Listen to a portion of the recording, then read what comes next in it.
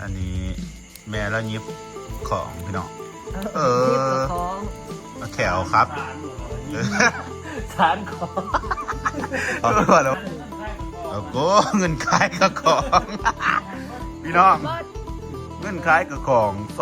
203070แมงมุกแมงก่อนสินอนในเที่ยงหน้าก็ต้องเสกก่อนพี่น้องว่าสิมีความปลอดภัยหรือเปล่าเพราะว่าเสื้อเฮาทันก่อนเด้อมันตื่นดีๆนะมึงนึงนี่ฮะโอ้โหดีตัวนี่เขาตื่นมึงนึงนี่จิโก้พี่น้องคืนนี้ขอซุกนอนกับบาวโยบาวแฟงคุณนอนกับเมียเป็นอย่างนี้เนาะ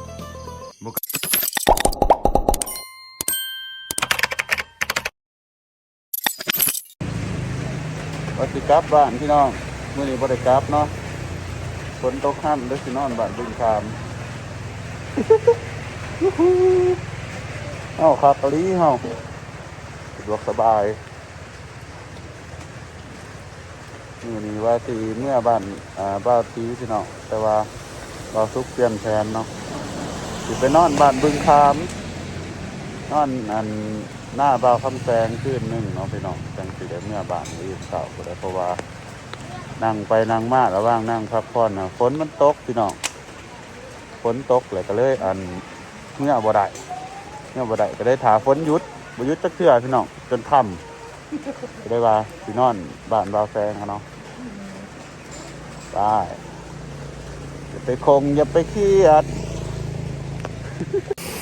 โอ้บาโยคือร้ายแต่คล้องหันคล้องร้ายครับเรื่องมันน่ะเดี๋ยวรัดใช้ถือแบบนี้ใช่หนีเนาะนี่เซตารถคันนี้โอ้ thank you ไอโยจะลืมทกซีนไอโยอย่าให้มันเหี่ยเด้อไม่กินข้าวก็บ่าอยู่มัดจังไหนโอ้มัดติดนี่เนาะโอเคไม่ได้พี่น้องไม่ได้ตอนนี้มาหอดบาดในแสงนะพี่น้องโอ้ยพากันแข่งฝนมาเนาะบริถ่ายให้เบิ่งเนาะพี่น้องบรรยากาศตกคุ้มตะพึ่อยู่เอาเวลามึงเลยไปถ่ายแต่ขับรถเป็นยังไงทั้งคนไหนกี่หอทั้งคนไหนกี่หอนึกความคิดก่อนว่าเวลาเขาอ่านป้ายว่าบ้านบึงไส้หรือบ้านต่อไปเขาว่าตะบึงคามไอ้มันพ่อพาดมาแต่บึงคามบึงยังไงมาจากโน่นก๊กเกาะก๊กบักคามไปเลยตามจีหอเนาะมาเมื่อนี้เขาจะมานอนอยู่เทียงไอ้แสงเลยพี่น้องคอยมาดีบ้านเราใหม่ๆกับแจ็คสันแหละอันนั้นแม่บ่าวคำแสงสบายดีแม่สบายดีเป็นเห็ดยังอันนั้นจักร้านของขายหน่วยเท่าไรแม่หน่วยเท่าไรฮะ50โอเคเดี๋ยวมาซุปเมาส์ดูคอสซื่อแล้วแบบโอ้กูนังเดี๋ยวมาซุปเมาส์เบิร์ดเราซานมือเด้อหน่วยเฮ้ยมืออื่นคอยซื้อน้ำเด้อหน่วย1เด้อไปซื้อมือซื้อ1แถม1บ่แม่ซื้อ1แถม1แถม1โปรเด้จะเฮ็ดโปรด้วยซื้อ1แถม1เด้อโปรแถม1จ้ะ1แถม1จ้ะปกติราคา50เด้มื้อนี้ครับสิไปนอนหน้าพุ่นแหละพี่น้องบ่ได้นอนเที่ยงแต่ว่าของเราหมันได้อันนี้ผู้ใดสนิทผู้นี้บ่เคยเห็นจักเทื่อเป็นตามันอยู่กับของร้านสาวบ่าวคำแสงพี่น้องบ่เคยออกคลิปก่อนจักเทื่อเนาะเขาบ่ได้ถ่ายเพิ่นเนาะจักเทื่อเนาะมาได้เทื่อเนาะคนที่ไทยแม่นบ่บัดผู้เฮียได้สาวอีกผู้หนึ่งผู้ใดผู้นี่แหละผู้เดียวนี่แหละแต่ละก็มาเห็นละอยู่แต่ว่าเขาบ่ได้ถ่ายคลิปซื่อบ่ได้เห็นในคลิปจังซี่หั่นนะประมาณมื้อนี้เฮาสิมาใส่จิรอพี่น้องพุ่นแหละสิเอามื้ออื่นอันนี้ของเอรัดเนาะส่วนของข่อยข้างหลังจับมาให้เบิ่งในเอรัดไปเมาจิรออยู่เมืองตุ่มล้านมาพี่น้องเบิดหัน200,000 กีบสื่อแท้สื่อว่าโอ้มันหลายดีเนาะปู200,000บ่ได้กินเด้ออยู่บ้านข่อยนี่เด้อซ้ำนี่ฮะแม่นบ่ฮะให้ข่อยเป็นซื้อยังซะอยู่ผู้อะไรเจ้าว่าโอ้50ไปโต20,000บ่อันนี้200แสน1ของข่อย270ของข่อยก็สิถืออยู่ของข่อยได้ถืออยู่ของข่อยโตแท้โตว่า มันอันนี้ครับคุณครับพี่น้อง แล้วนี่ค่อย จะสิเมื่อวะ ค่อย ใส่ซอยข่อยแหน่โอ้ยเด็กแว่นจะเป็นร้านเนาะบ้านเจ้าเนาะ ร้านจะท้องนี่แหละ ร้านสลัดด้วย ร้านสลัดบ่นี่ โอ้ โอ้ย แน่นเนาะ บ้องจักบาทได้เป็นยังร้านเดือด ฟังเลยเฮ้ย มันอยู่ไปอยู่ก็บอกหน่อย บอกว่าเรื่องผู้อื่นก็บ่ได้เด้งใส่แล้วไม่เด้งใส่แต่เรื่อง เล่นกับพวกเจ้าฟัง ๆดีแหละแล้วโบเล็งใส่คนอื่นแล้วเด้งใส่เจ้าเอง บ่เรากาเล่งใช้เพื่อน เอ ตัว อโม ตอนนั้นเขาไม่ แจ ยิง ก ก่อน ตัว ใช่ จับนะ ใส่ขี่กี่ดอกกันเลยพี่น้องกี่ดอกหรือว่าจิโปมบางบ้านเอิญกี่น่ายเดี๋ยวแต่สิเอิญเนาะ บ้านคอยกับจิโร บ้านข่อยเกิน แต่ กี่ด ว่า อก บ้านแม่คอยเอิญชิปม บ้านนี้เอิญยัง จิโร กี่ดอกคือกันเนาะแต่ละวันจิโปมจิรอจิน่ายจิลีดกับสิตั้งนี่เด้อพี่น้อง เล็กกับดำๆน้อย จิลีดสีดำๆหน่อยๆต่างจิรอเด้ตัวมันหอมนี่ ที่นี่ที่นายหันเอามาชนกันไหน จิลีดมันก็ห้องลีดจิโรมันก็ห้อง รอจิโปมเนี่ยสะโปมจีน่าเอ้สะงูเห่าเอ้สะมันคือบ่หอน ฮะ งูเห่ามันคือบ่หอนสะ เฮาก็เฮาสิฮอ มันเห่าแนวใดหงวันนี้งูเห่า เอิญงูเห่า โอ้ยวันนี้ใส่ขีดที่เราว่าเป็นเนาะเอื้อยเพิ่นบ่ให้ใส่ เอาออก เป็นหีดออกเบิดเลย หน้าเลย หีดไข่ ไข่ ออก กับน้ำมันมันออกมัน ไปเดี๋ยวเฮาใส่กันเด้อพี่น้อง บ่เห็นนี่เขาค้า เดี๋ยว อยู่ สิ แม่ พาไปนอนนะวันนี้ว่าสิไปอาบน้ำอยู่กอกก็บ่ได้อาบสัก กอกเพ่ ใช่มื้ออื่น ก็ เช้า ตาย นะ จ้าคิวของ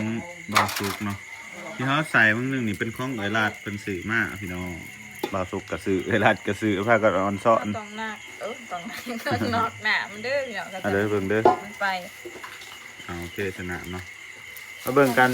กิโล200,000กีบพี่น้อง300 บาท 2แสนเจ้าที่คงจะ 210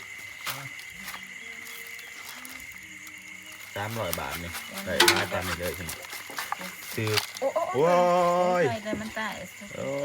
ยมันเป็นอยู่เด้อพี่น้อง เออเอาไว้อ่ะเอามาซุปไปเอา จะเป็น เด็ก อันนี้คอยอ่า ได้ถ้วยหน่อย สีขัวพี่น้องในกระจัง เอาแล้ว โอ้ยรัดเอาขึ้นข้าวเจ้านี่เอาก้อนนี่ กินข้าวที่เลยเฮ้ยมันไปอ่ะนะ นะเจ้าเจ้า โอ้ย โอ้คงข่อยร้ายกว่าคงเจ้าบ่มันคือว่าเด็ดออกเดียวอยู่ เขาเก็บมันบ่ทันตายเนี่ย เออน อกหน้าให้มันตายก็นี่คุมลง ของเราง่ายดี อันนี้แม่แล้วยิบของพี่น้องเออ ของ เอาแขวครับสารของว่าแล้วว่ายิบก่อนสารของพี่น้อง เออ เอาแขวกาดตัวไหนมันดึงมาได้เอาแขวกาด คอยเห็นอยากให้อีแม่ยิบเป็นนะตะกี้ฮะเวลาคอยบ่มักมีมัก ซานยังบอกซาน สารของอยู่เฮือนข่อยมันมักอึดของตะกี้เคยอยู่บ่เวลาสิไปหาปูหาปลาหาของบ่ใส่บ่มีฮะ ตักกระสอบแล้วข่อยใส่เลย ก็เลยเหลือใจว่าอีแม่กูคือยิบบ่เป็นวะแต่ข้าตะกี้เดี๋ยวสิซื้อน้ำแม่เพิ่นพี่น้องมื้ออื่นไอ้แสงทานเป็นบ่อันนี้แม่รักษาเองเด้อพี่น้องไปซื้อน้ำดำอื่นหน่วยหนึงหน่วยละ50,000กีบโอ้ยของหยังคือมีแต่บินเลยเอกมานอยู่วะนี่ ไม่เคยเจอ มานอยู่วะนี่บ่ถึกซะบ่โอ้โหเงินขายกับของ พี่น้อง เงินขายกับของ203070แมงมุกแมงโอ้ยบัดโตเผิงมันออกบ่ซื้อเนาะ ชื่อทูเถื่ออันนี้พอดาบ้า โอ้ยบุญบ่มีอีกแล้วเจ้า เมื่อยแล้ว เงยน้ำเลยเนาะป้าปุ๊บออกปั๊บ ขายของหน่วยละ50มันซื้อเลขเกี่ยงแตะบ่ถึกซะ 50,000กันแล้วก็ป้าบอกใคร พี่น้องเฮายังขวไว้อยู่พี่น้องเดี๋ยวอันนี้ก่อนหิวข้าวหิวข้าวแล้วเบ้บัดนี้ เขาแล้วจะเอามือนอนหน้า ขวดจิรอกินนอ มือพี่อัน กินแล้วชีวิตข้างนอก พี่อยากกินที่บ้าน เพื่อนปรุงหัวนอนรับเลยกัน บ่เขาบ่รับ คอยนั่นแหละ เขาสินอนดื่มโทรศัพท์อยู่นี่บ่มีสัญญาณเลยพี่น้องบ้านบ่แซงความมันนอก รหาหัวห เน็ต น้า ก่อนนี่บ่แม่นบ้าๆดินนะเอามาให้เพิ่นส่งมาหอมพิสูจน์ นี่นินมาได้ เน็ตบ่ขึ้นเด้อ พอเอาซัมซุงมากมันดินไหลเลย ตัวอื่น เน็ตขึ้นตัว E พี่น้องมันเบิดยกแล้วเนาะตัวค้ำไว้ตัว E นี่ ไม่ได้ดินเลย ซัมซุงดิน ก็ ไหล ออกเมื่อหน้า มันเนาะมันนี่ ดินไหล ลืมขัง เห็นบอกกันแซงบคอยอยู่บ้านมัน บ่แซงมากลิฟต์เมื่อหน้าเอาบ่อยู่ เขาจะว่าพวกเฮ็ดเถื่อนใช่ไหมบ่ มัน เขา จะ เนาะ อยู่เลยเนาะ ยกสมัยนี่พี่น้องเขาแบบ ข้าวผัดอาหาร เน็ตเนาะ มันต้ จะ อง จะ ใส่ อยู่ เน็ต จังไดอ่ะนะต้อง เท่า เปิ กั ด บ ลินเนี่ย เรียกงานเท่ากับต้องใส่เน็ตอยู่แล้วนะมันเกี่ยวกับพวกนี้อยู่แล้วกูไม่ได้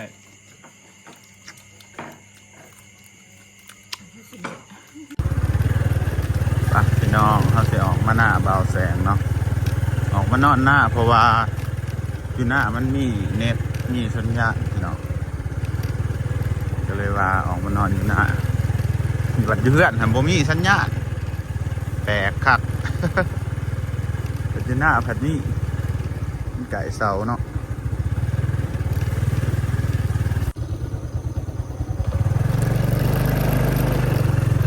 พี่น้องมาหอดให้เพิ่นเลยพี่น้องมาหอบนี้มีแต่หญ้าเพียงหัวพี่ทีเดียวเอามาละสุดกับต้นดำหน้าเนาะป้าหญ้าอ้วนมีแต่น้ำหัวขูดขาข่อยโอ้น้ำแก้วขูดขับรถมือเดียว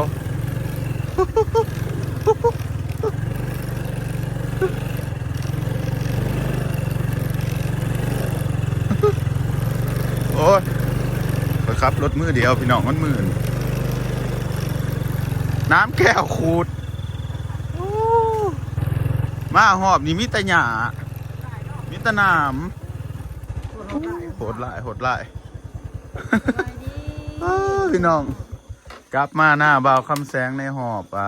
รู้สึกว่าพี่นี่จะ 2 เที่ยว เดือนมั้ง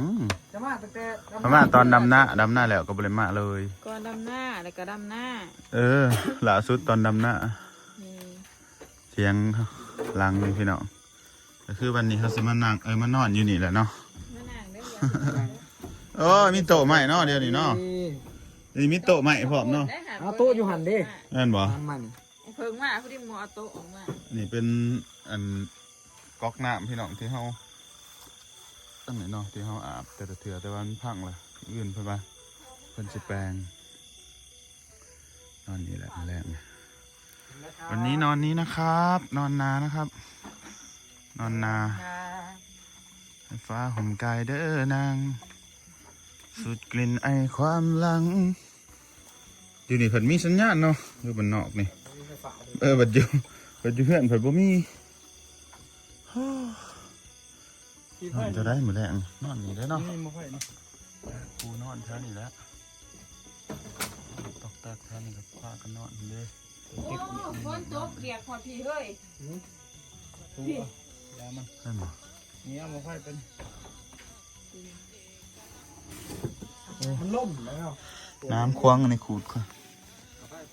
ขูดคืนนี้เขาจะนอนในบ่อนนี้แล้วพี่น้องเสียงหน้าตัวนี้เหมือนเหือนมาทันมันมีตะโปะน้ำมาจากไหนเสียงลังนี่น่าจะมีตะโปะเสียงหน้าไปก่อนสินอนในเทียงหน้าก็ต้องเสกก่อนพี่น้องว่าสิมีความปลอดภัยหรือเปล่าเพราะว่าขี้เก็บไม่งอดมันหลาย มาทุ่มเลย แม่งมันสุ่มจะสิฝนตกมับมันเห็น ออก บนนอนอยู่ไรกันมับ งอดตอดก็สิให้อยู่แล้ว เดี๋ยวโหพระย่า งอดยังโอเคเลยเฮ้ยงูเขียวนี่เอาอีกแล้วเหรอ มีเกี่ยวหัก ยังกันนะเฮ้ยโอ้แม่นนะ นูเห็นนูเนาะ โอ้เป็นนอนไปนอนมาเต็งหนูมันอีดสิวะ มันแรกนูเห็นตื่นเลย เขาว่าเอามาปูอยู่นี่บาโยนี่ปูเนาะเดี๋ยวนี้เอา เขานอนอยู่พี่ฉันไม่นอนนี่ค่ะ เพิ่นเด็กนอนเด้บอก ค บ่หยานมา เพราะ จิ ว่าจะ สิ เชื่อ บ่ ว่าน ฮะ ปูนอนอยู่นี่ ทันเลยสิเนี่ย บ่ขอหยานนี่มันงอดมันเงา ให้กับฉันอ๋อ บ่ซั่น นอ บ่ นก็จะนอน บ่ ลุ่มกับ นอนอยู่ลุ่ม คอยตัวมัดที่ลมพัด นอนนี่เด้อพี่น้องสะดวกสบายสไตล์ยงย่อยปู นอนหน้านอนหลับบ่เหรอ เอากับปูไว้กับพ่อได้นั่งหนูเอาปูไว้อยู่เสื้อเฮา กันเด้อ สั่นก่อนเด้อโอ้ยขอตื่นดีๆแล้วบางหนึ่งนี่ฮะโอ้ยหัวใจตกเป็นชาทุ่มหามเลยยังแล้วบางหนึ่งกี่โกโคบอกขอตื่นดีๆแล้วบางหนึ่งขอพ่อได้ตื่นยังขอตื่นจอ คอยกระตือมันนั่นคอยนึกว่าแต่หัวงู โอ้มึงแน่เขาเคยตื่นปานนี้จักเถื่อ ตัวใหญ่ โอ้ขี้โกผู้โตใหญ่มัน มันคือกับหัวงูเว้ย ดึงมัน มันเดือดเนาะ เขาบ่ตื่นขี้โก้แล้วมึงหนึ่งคนตื่นเสียงบ่อยู่เด้อ เออ คอยตื่นนะคอยตีจะว่าบางหนึ่งเนี่ย ยิกลังก่อนยิกแสบอยู่นี่ โอ้ เดี๋ยวนะเอาตัวเล่นตัวอยาง ก็ยิงลังจะว่าอยู่เป็นยังคนเท่าตกใจคือต้องไปตีผู้นั้นผู้นี้เนาะแปลกเลยไม่ได้ คอย ตื่ เว้ น นตีไพ่เอา บ่จะลองโดดแบบใหญ่ว้าย คือตื้อตัวใหญ่ ดีนะเป็นกี่โก้ ปู่พี่น้อง เบิ้งกู โอ้โหนี่ต้นนี่เขาตื่นมึงหนึ่งนี่ โดดเที่ยงเลย จิโกจิโก มากทีแล้วอยู่ เอาบอลนี่ได้ลง ตกใจบ่มีดอกคันเนี้ยมันก็เห็นแหละมันงอดนะ โอ้อย่างนี้มันมันติดอยู่ข้างในกล่องข้างในซันที่นี่ซันโลด ฉันไม่แห้ง สภาพ ปะ ลูกแห้งๆมาเป๊ะ โอ้ยตื่น พ่อมึงหนึ่งตื่นเสียงบ่อยู่แบบมันกำลังรุดนะกำลังเว่าแบบว่าหยาดมันมีไม่งอดไม่เงานะเห็นหน้าไปว่าห้องขึ้นพวบบาทเดียวตกใจเลยเว้ย นี่ว่าสั่นก่อนหมงกะ เห็นแต่หน้าผู้บ่อยู่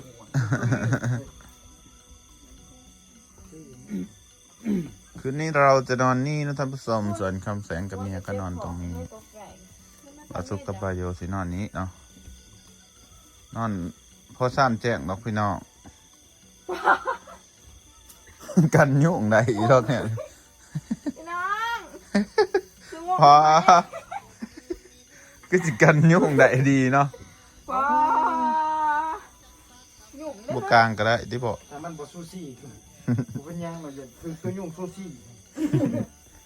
มันเข่าเลยเด้อ ป้องน้อยๆกับมุนเขาแล้วยุ่งกับมันซูซี่ฮะ นี่เราจะนอนตรงนี้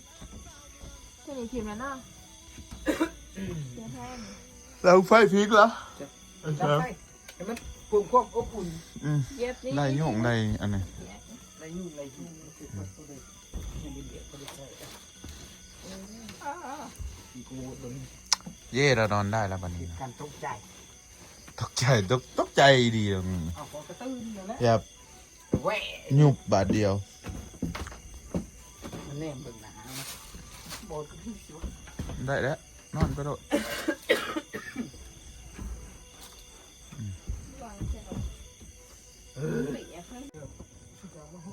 หมอนที่บ่าวคำแสงให้เรานอนนะ มันผ่านคาบอะไรมานี้ มีคาบยังเนี่ยนี่บ่าวแสงท่านผู้ชมหมอนแบบบ่าวโยก็ยังได้ตัวดีอยู่นะ ผมสิดูสินี่คาบอะไรก็ไม่รู้ หมอนคุณใช้ไปทาอะไรทำไมมันมีคาบอะไรนะ มอดคอยดูดิล่ะ เฮ็ดเลยเฮ็ดออก เฮ็ดออก เฮ็ดออก นอนไปนอนมาเก็บเฮ็ดกินนะ โอเค เย้าเย้าเย้า ธรรมชาตินี่แหละเขาอยู่กับธรรมชาติหรอ เขาเอินมาอันกินกับดินกินกลางให้ไกลกลางหน้าโอ้หมอนเพิ่นยังเป็นเตังเนาะอ่อนเนาะ ดูดิ เฮ็ดออก นี่นะ เอาไม่ให้หมู่หมอนน่ะนะหมอนอยู่ เอ๊ะเจียวกับมุนเอาผ้าห่มได้แล้ว บ่ยากด เอา อก โอมเฮ็ดดิสินี่เห็นบอก ตัวนี้เฮานอนเนาะพระห่มกับแม่เสือสาวให้เฮาตุบพุ่นน่ะ โอ้ยอันอีน้อยหวานเนี่ยค่ะเท่าอีถ้ามันทมก็ได้วะ ตัวนั้นประเดี๋ยวหันด้านขอมันมาหันเด้ขอเอาตัวนี้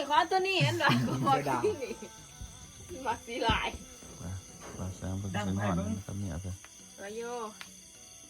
ดังนอนมื้อแรกนี่ก็บ่ได้จัดกันอีกแล้วนี่เนาะ โอ้โหสุกเอ้ยสิตะเหลืองเนี่ยนะ เจ้าอย่าได้ยินเสียงยังจะอย่าลุกเลยสุก สิตีเอาหรอก ได้ยินจะไปแต่ก็นิดแล้วมันมียังเกิดขึ้นดอก เหมือนปลากัดหมอนไว้อยู่ นอนเลยพอจะพยายามเอาปากเอามืออัดปากก่อน ขึ้นไหน คอยสิรับดอกต่อจนเอจีรอชุกอีกที ว่าแต่ FC แล้วบ่าวโยก็คิด เลยช่วงนี้ นะ เป้าสวย บ่าวแสงหลอกผู้สาวมานอนแต่ถ้าอยู่มักเอาเล็กหน่อยแล้วมานอน เดี๋ยวถ้าเป็นภาคน่ากลัว พี่น้องคืนนี้บ่าวสุกนอนกับบ่าวโยบ่าวแสงคนนอนกับเมียเพิ่นอยู่นี่เนาะบ่กลางมุ้งอีกแล้วฮะ โอ้มุกนี่ก็ผู้ทอ และข้างกับคนเรามาที่รับมันจะข้าง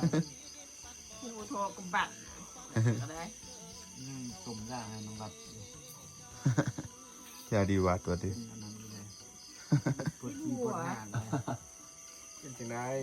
บ่ไม่ได้พักผ่อนเห็นดิ เวลาบ่าวโยหมู่อันนี้เฮากินมันจะสาบๆเนาะบ่เนาะเนาะ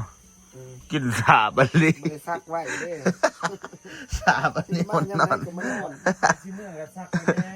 โอ้ยขอบ่ได้เนาะเด้อจ้างสิได้มาเนาะมันก็โอ้บ่าวโยจะได้บ่าวโยสบายดีบ่เนาะยุ่งมันมาถาม มันซูซี่มันเข่ามากเลยแหละต้องให้หนูเห็นเนาะ หน่อยมากหอนเถอะ คือมาหอน แล้วพี่น้องเฮาก็สิได้ปิดบรรยากาศไปเพียงสมีเด้อก็ฝากพวกพี่น้องกดไลค์กดตามเป็นกำลังใจให้สองมาสุกนะมื้ออื่นก็เดินทางกลับแล้วพี่น้องเดี๋ยวสิพาไปหาคนหนึ่งเนาะอยู่ที่เมืองว่าปีผู้สาวสวรรค์ แก้แจ้งกันได้ นัดกับผู้สาวสวรรค์เขตไว้มื้ออื่นนี่ม่วนแน่นอนพี่น้อง สวัสดี เจอกันใหม่คลิปหน้าบ๊ายบาย